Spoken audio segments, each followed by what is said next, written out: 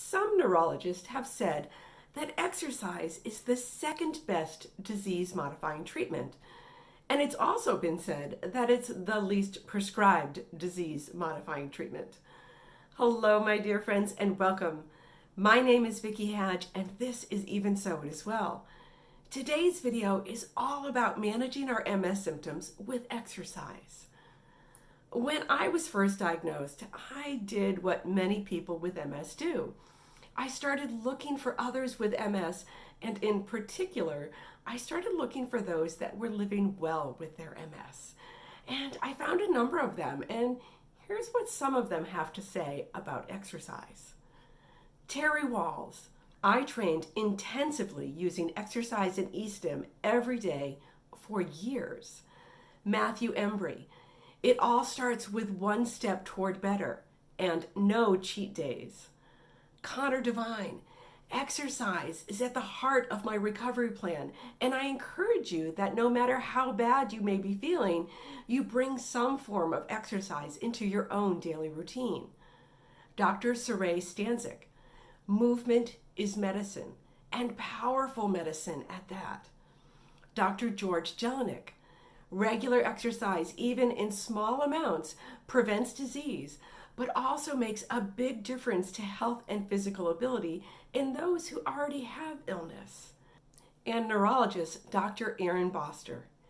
Exercise is critically important for people with MS. Regular exercise helps people across the board. I will put links to resources to all of these inspiring people in the description below if you would like to check them out for even more inspiration. So clearly, exercise is important to people with MS. In this article, they state that scientific evidence and expert opinion suggest that exercise may be the single most effective non-pharmacological symptomatic treatment for multiple sclerosis. The single most effective non-pharmacological symptomatic treatment for multiple sclerosis. After living well with my MS for so many years, I would have to say that I completely agree. This same study goes on to say that in persons with MS, exercise can decrease natural apoptosis, neurodegeneration, and may be effective at stimulating neuroplasticity as overall exercise increases neurological functioning. And exercise has been associated with reduced relapse rate and can slow disability progression. Let me repeat. Exercise increases neurological functioning and it can slow disability progression. And there's still more. In human studies, evidence from exercise intervention studies indicate exercise improves outcomes measured by neural imaging and improves peripheral biomarkers associated with neural health, and that exercise may assist in overall brain preservation. Okay, this is huge. Just by moving our bodies, we can help our brains, central nervous systems, possibly increase our neurological functioning and assisting with brain preservation. Give me a heck yeah in the comments below if you're excited about this. Most people I know with MS are interested in doing things that we can do outside of pharmaceutical intervention to help with our disease. We want to take an active role in being healthy, and it turns out the key word is active. Can changing our exercise and lifestyle really help? Well, according to this study, after having implemented specific exercise and dietary adjustments into daily life, most people with MS in this study mainly noticed improved symptom control. And the positive effects of physical activity on MS symptoms are well established. Hence, the reported effects of physical activity in this study, such as improved balance, mobility, and stress reduction, are all in line with scientific evidence. People with MS tend to become less active and therefore deconditioned. For example, say I have numbness on my left foot, which I do.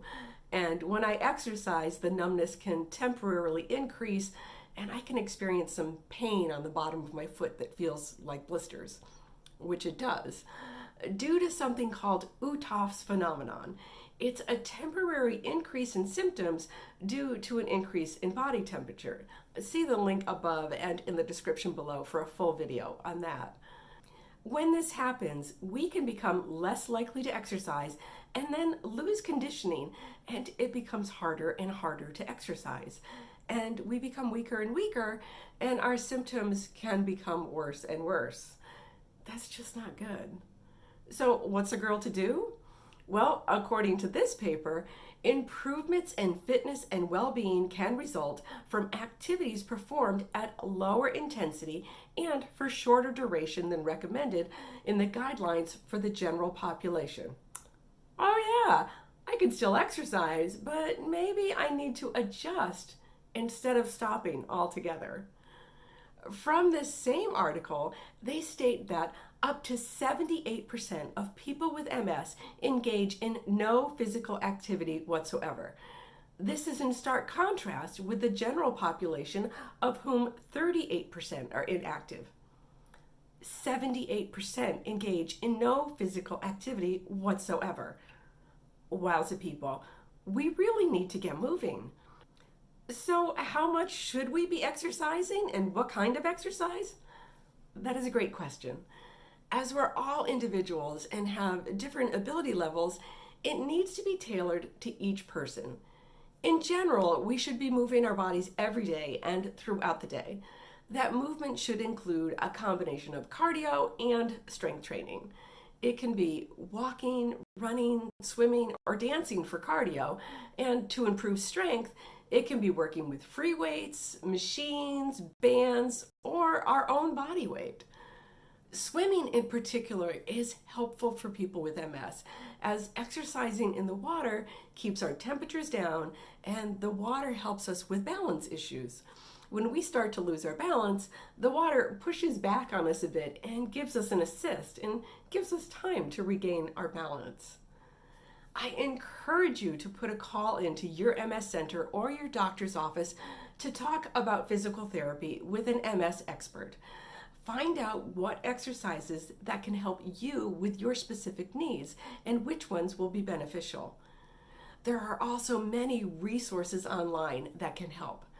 Some of my favorites are Dr. Gretch Hawley, the MS Gym, and MS Workouts. And I will put links to their websites and their YouTube channels below for you to check out. There are lots of ways exercise has shown to help people with MS. From this article, they list some of the potential benefits. Some of them are, it can result in the improvement of aerobic fitness and reduction of fatigue. Resistance training, which may result in improved fatigue and ambulation. Flexibility exercises, such as stretching the muscles, may diminish spasticity and prevent painful contractions. Balance exercises have been beneficial with the effects of fall rates and better balance. And exercise may improve fitness, functional capacity, and quality of life as well. It can be challenging to exercise with MS. Heck, it can be challenging to exercise, period. But as people with MS, it's even more important that we exercise regularly and consistently. It doesn't matter where we start, as long as we start. Like Mathew Embry said, it all starts with one step toward better. Some things that help me are to have a consistent routine. I walk every day. It's part of my morning routine, just like drinking my coffee, brushing my teeth, doing my meditations, and stretching. I try to walk every day. I try to take exercise classes that I like. For me, Zumba and yoga are my favorites. Taking a class can help because it's scheduled and on the calendar. I encourage you to experiment with different types of classes until you find ones that you like. The other benefit of taking a class with others is that the social component and the accountability. Working out with others can help us stay consistent. Invest in some workout equipment. It doesn't have to be expensive. I have some free weights that I keep around the house. I use them when I'm watching TV or listening to books or podcasts. We've also set up an area in the basement for exercise. The weight bench was purchased used. The TRX and the straps are very affordable, and the interlocking mats on the floor, we got those from a local tractor supply store. They were cheap.